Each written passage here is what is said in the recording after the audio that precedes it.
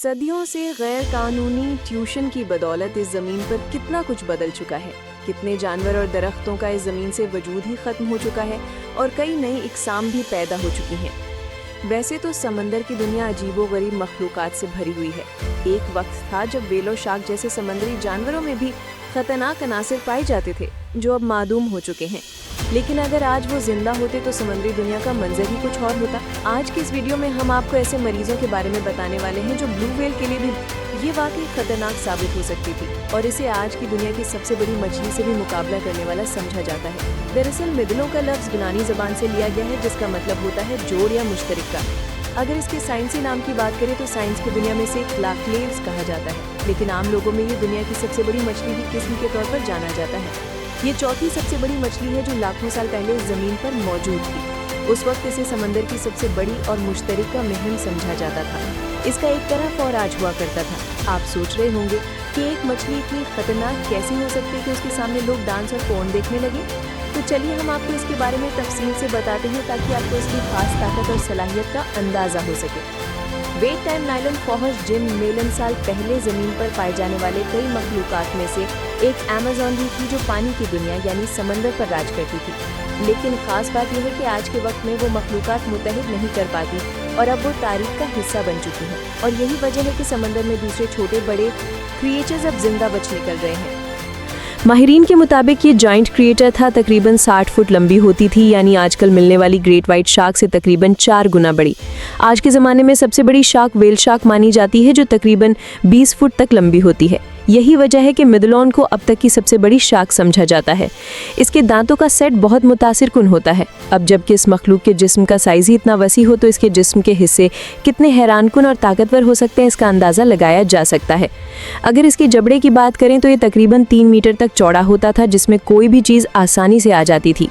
वैज्ञानिक इसके दांतों के पैटर्न को देखकर हैरान है, क्योंकि इसके मुंह में मौजूद दांतों को देखकर लगता है जैसे उन्हें किसी खास तकनीक से डिज़ाइन किया गया हो। माहिरीन का मानना है कि शिकार से मिलने वाले खाने की वजह से कमज़ोर दोस्तों की सेहत भी बेहतर हो जाती थी, या किसी वजह से दांत टूट जाने पर कुछ ही वक्त में नए दांत वापस आ जाते थे।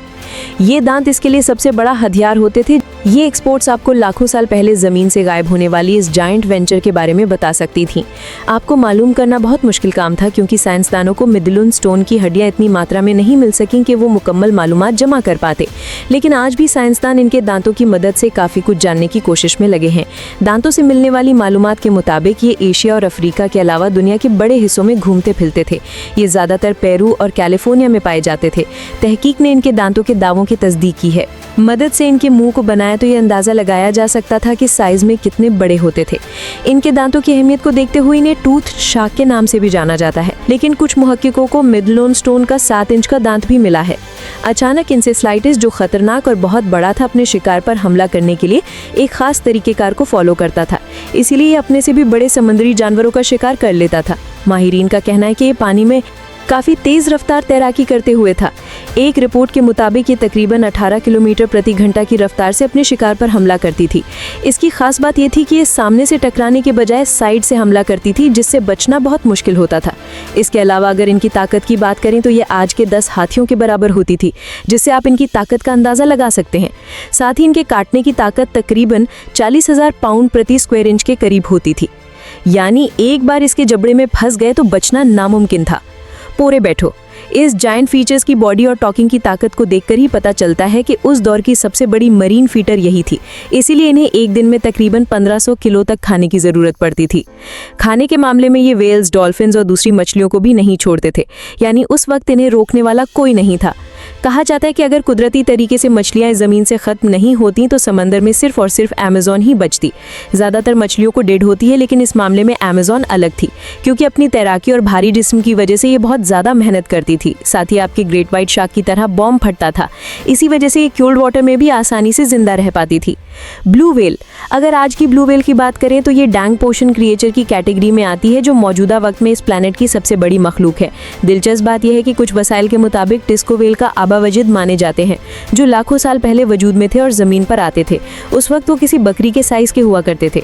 ताकि सेठ को मछली खाना बहुत पसंद था, इसीलिए समुद्र के आसपास रहने लगे। फिर वक्त के साथ मछलियाँ खाने के लिए इन्होंने पानी में तैरना शुरू कर दिया और ज़्यादातर वक्त पानी में गुजारने लगे। ये माना जाता है कि लाखों साल के एवोल्यूशन के नतीजे में ताकि सेठ ब्लू व्हेल में तब्दील हो गए। आजकल इनका रिहायशी इलाका Antarctic part, north Atlantic, north और साउथ पैसिफिक और इंडियन ओशन को समझा जाता है। ब्लू व्हेल का साइज तकरीबन 80 फुट तक होता है और इनका वजन 1.5 लाख किलोग्राम के आसपास होता है। ये समंदर में एक बहुत ही अजीब आवाज़ निकालते हैं जो किसी जेट इंजन से भी ज़्यादा तेज़ होती है।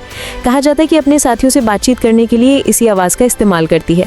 ये आमतौर का समंदर में तकरीबन 40 किलोमीटर प्रति घंटा की रफ्तार से तैरती है, लेकिन खास मौक़ों पर इसकी रफ्तार 50 किलोमीटर प्रति घंटा तक भी पहुंच जाती है। अगर इनके खाने की बात करें तो ये गोश्तखोर होती है, लेकिन ये बहुत छोटे छोटे कीड़े मकोड़ों को ही खाती है, जिनमें खासतौर पर क्रिलर स्टेशन के मेन फूल शामिल है। इसे एक दिन में तकरीबन 3600 किलो तक क्रिलर टी स्टेशन की ज़रूरत होती है। वैसे तो ये डाइन पोषण क्रिएचर देखने में खतरनाक लगता है, लेकिन असल में इनके मुंह में दांत नहीं होते, अपने शिकार को पूरा ही निगल जाती है। ब्लू व्हेल की उम्र 80 से 100 साल तक हो सकती है। इनके बच्चों को पोएस कहा जाता है, जो कि आमतौर पर 1 महीने के अंदर पैदाइश के बाद पैदा होते हैं।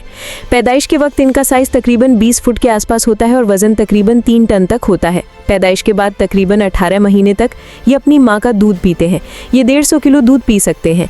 सॉलिड खाना अब ब्लू व्हेल की ज़्यादातर किस्मों का हिस्सा होता है। ब्लू व्हेल का फितरत से सामाजिक जानवर होना तो तय है, लेकिन इस मामले में ये एक मुनफरिद मखलूक है जिसे अक्सर तन्हा तैरते हुए देखा जा सकता है। कभी कभार इन्हें जोड़ों में भी देखा जाता है। आमतौर पर समंदर में इनका कोई मुकाबला नहीं, मगर कभी कभार ये हमलों की वजह से जख्मी हो जाती हैं और कई बार इनकी मौत भी हो जाती है।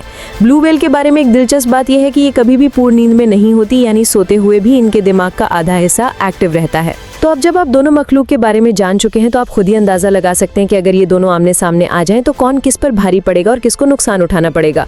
अब मैं आपको बताता हूं कि दुलों की तेज़ रफ्तारी और मुश्किलें नीले व्हेल के लिए जानलेवा हो सकती थी, जबकि नीला व्हेल एक पुरसुकून मजाज का मखलूक है और उसके दांत भी नहीं होते, जिसकी वजह से वो हमला नहीं कर पाती। वो तो छोटे छोटे जानदारों को ही खाती है। मुझे लगता है डॉन को इससे निपटना मुमकिन नहीं था। इन सब बातों को देखकर यही लगता है कि अगर मेदलोन और नीला व्हेल कभी टकराएं तो जीत तो मैं हर हाल में जानती हूँ। आपका क्या ख्याल है, हमें कमेंट बॉक्स में बताएं। इस वीडियो में बस इतना ही था। अगर आपको ये वीडियो पसंद आई हो तो इसे लाइक और शेयर करें और हमारे चैनल को सब्सक्राइब करके बेल आइकन दबाएं, ताकि आप ऐसे मजीद ज़बरदस्त वीडियो देख सकें। अब चलते हैं।